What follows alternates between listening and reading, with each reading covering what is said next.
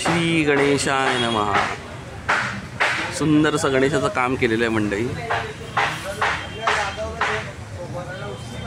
गणपतीच्या मागे रेखाटलं जाणार आहे असं चित्र ते युटिलाइज केलं जाणार आहे बॅकग्राऊंड म्हणून।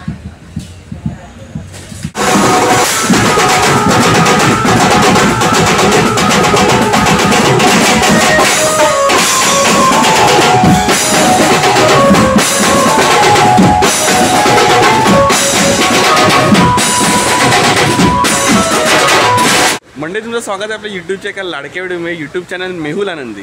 मंडे आज आहे सोमवार आणि आपण कुठे आलो आहोत तर आपण आलो आहोत श्री लक्ष्मी आर्ट स्टुडिओ ठाणे।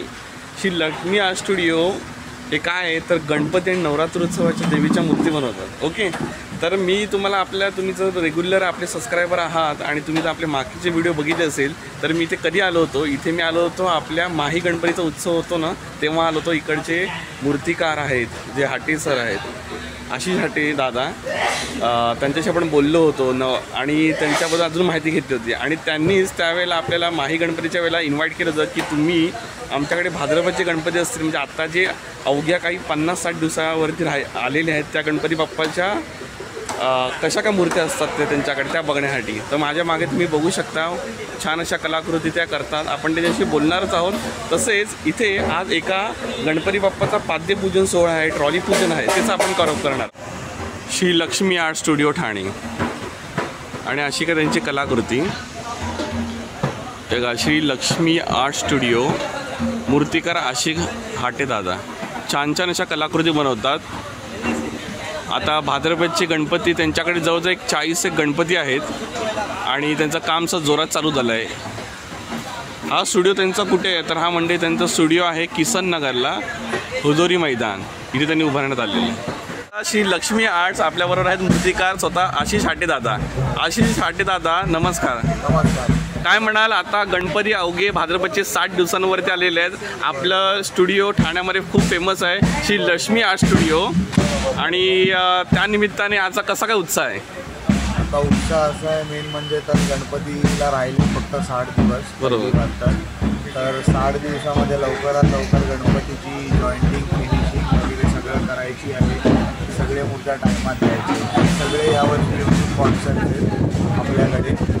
तर टोटल आपण 4 फीटपासून घेऊन 26 फीटपर्यंत टोटल आपल्याकडे मूर्त्या आपण घडवत आहोत आणि लवकरात लवकर ते बघायला भेटतील। ओके, आता आपण इथे काही मूर्त्या तयार केलेल्या आहेत आणि बरंचसं अजून काम बाकी आहे, तर तुम्हाला काय वाटतं बरेच 60 दिवसामध्ये सगळं काम पूर्ण होणार? 100%।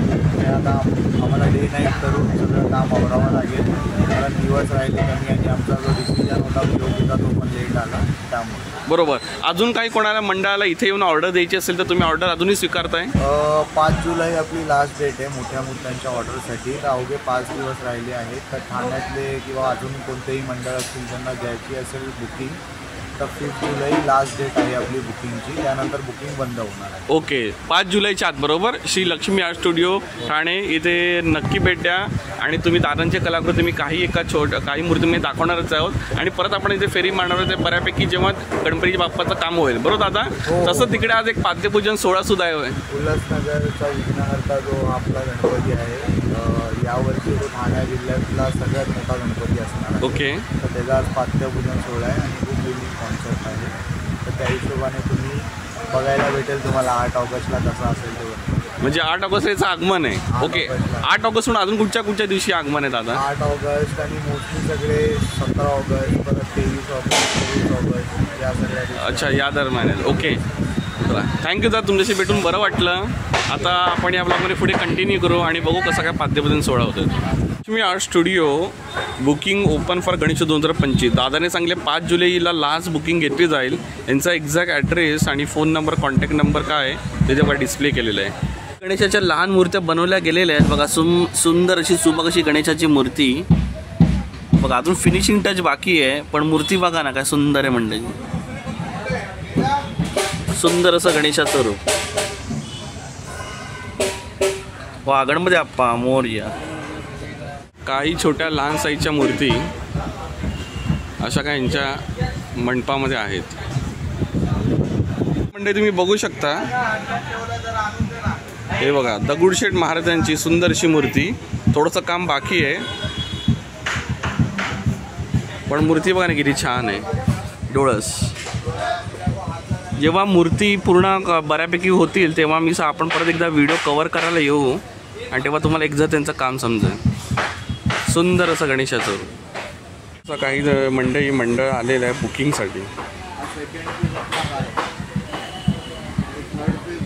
डिस्कशन चालू आहे. मूर्ती डेकोरेशन कसं काय केलं जातं फायनलाइज करण्याचं काम चालू आहे. सुंदर अशी कलाकृती. वा.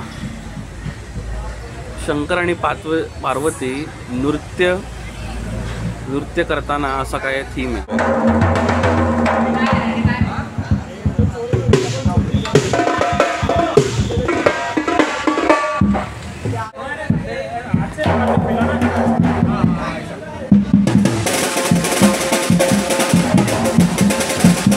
जसं का तुम्ही बघू शकता पाद्य पूजन सोहळा आणि ट्रॉली पूजन चालू आहे. पूजन करतात आपले दादाबरोबर बोलूया. दादा आपलं नाव? अच्छा, ये कौन सा साल है, कितना साल है ये? हमारे मंडल को ये 15वां साल. 15. और अपना मंडल का नाम? उल्लासनगर से विघ्नहर. और वहाँ से आप आए हो? ओके. आज अपना क्या प्रोग्राम है? आज हमारा पाठ पूजन है. अच्छा. पाठ पूजन मीन्स ये जो मोदक अभी है, ये मोदक से हमारी मूर्ति बनना स्टार्ट हुआ. हाँ हाँ. और गणपति का आगमन कब रहेगा? गणपति का आगमन इस बार अगस्त में रहेगा. अगस्त के सेकंड वीक. कहाँ पे रहेगा? उल्लासनगर बोलते हैं. तर पाद्यपूजन सोहळा चालू आहे. इथे असा काय मोदक म्हणून आणलेला आहे.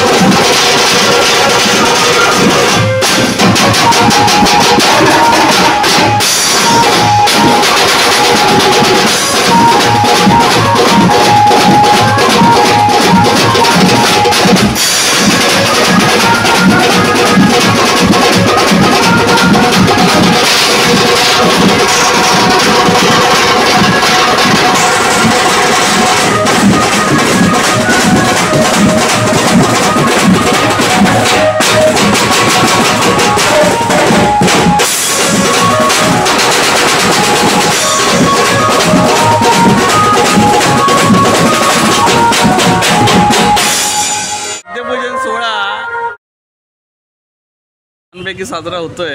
वाद्यवृंद तुम्ही बघितलं असेल, एकदम छान वाजवलं आणि ते सजावट छान केलेली आहे. ओके, आता हा जो मोदक आहे जो मातीचा आहे तो पुढे गणपती बनवण्यासाठी यूज होणार आहे. ओके, तर देवाचा चांगला आशीर्वाद घेतला, बरं वाटलं. पाद्यपूजन सोहळा कसा असतो काय असं माझ्यासाठी हे पहिलीच अनुभूती होती. तुम्हाला आपल्या व्हिडिओ आवडला नक्की तर लाईक करा, शेअर करा आणि माझ्या चॅनल सबस्क्राईब करा. मस्त छानपैकी वाद्यवृंद झालेलं आहे आणि पाद्यपूजन सोहळा पुढे कंटिन्यू होतो. बरं वाटलं, थँक्यू. उल्हासनगरचा विघ्नहर्ता आहे. छान असा पाद्यपूजन सोहळा साजरा होतो. आता गणपती बाप्पाचा आकार घेणार आहे.